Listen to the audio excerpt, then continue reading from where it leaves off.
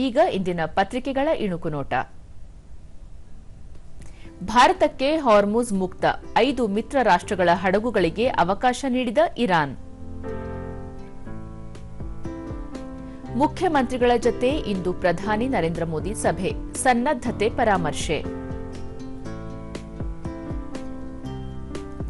Invest Karnataka ಸಮಾವೇಶ 2026 ರಾಜ್ಯಕ್ಕೆ ಹೂಡಿಕೆ ಬಂಪರ್.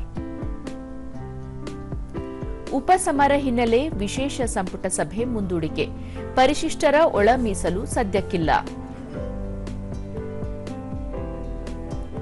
ಇಂದು ಶ್ರೀರಾಮ ನವಮಿ, ಶ್ರೀರಾಮನ ಆದರ್ಶ ಮನುಕುಲಕ್ಕೆ ದಿಕ್ಸೂಚಿ. ಇವು ಇಂದಿನ ಪತ್ರಿಕೆಗಳ ಪ್ರಮುಖ ಸುದ್ದಿ. ಉಳಿದಂತೆ ದೇಶದ ದೊಡ್ಡ ಏರ್ಪೋರ್ಟ್ಗೆ ನಾಳೆ ಪ್ರಧಾನಿ ನರೇಂದ್ರ ಮೋದಿ ಚಾಲನೆ, ನೋಯ್ಡಾ ಅಂತಾರಾಷ್ಟ್ರೀಯ ವಿಮಾನ ನಿಲ್ದಾಣ.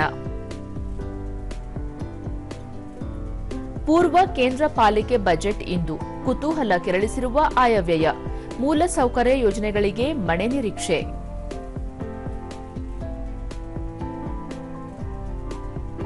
ಒಂದನೇ ಕ್ಲಾಸ್ ಅಡ್ಮಿಷನ್ಗೆ ವಯೋಮಿತಿ 60 ದಿನ ಸಡಿಲಿಕೆ, ಆಗಸ್ಟ್ 1ಕ್ಕೆ 6 ವರ್ಷ ತುಂಬಿದ ಮಗುವಿಗೂ 1ನೇ ತರಗತಿಗೆ ಪ್ರವೇಶ.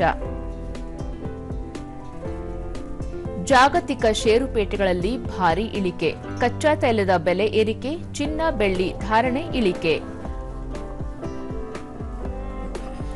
ಶೌರ್ಯ ಪ್ರಶಸ್ತಿ ಪುರಸ್ಕೃತರಿಗೆ ಆಜೀವ ಉಚಿತ ರೈಲು ಪಯಣ.